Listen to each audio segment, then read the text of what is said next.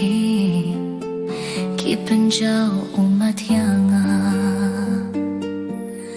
ngam poi perkat bapinda shet kala cingit na pingama ngamutkan ni serta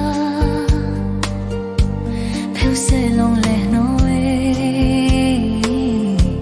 bashawe phi thaba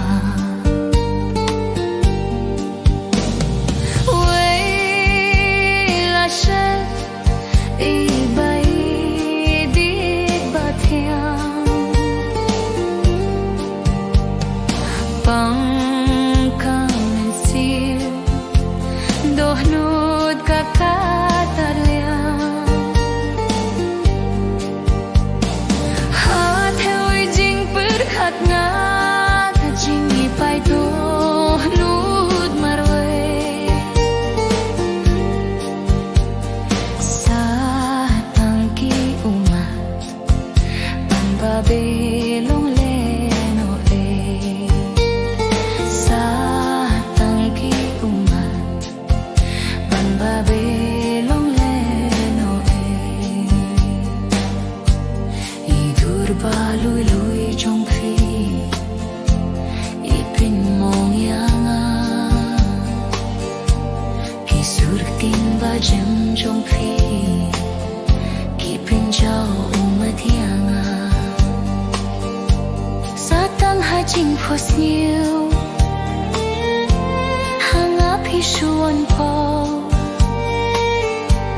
habanga don we bri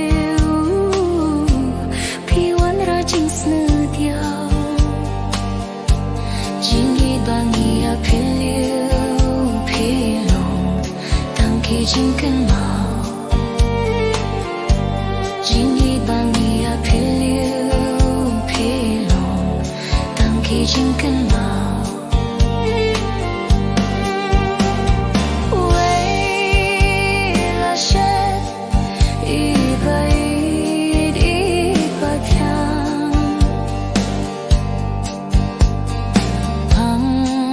ka men siam Doh kakat arliam hathewi jing berkat nga jungi pai to nut marwe sa tangki umat ban babe long le no e sa tangki umat ban babe long le no e idur ba lui lui trong phi ipen mong yanga kisur tin ba jam trong phi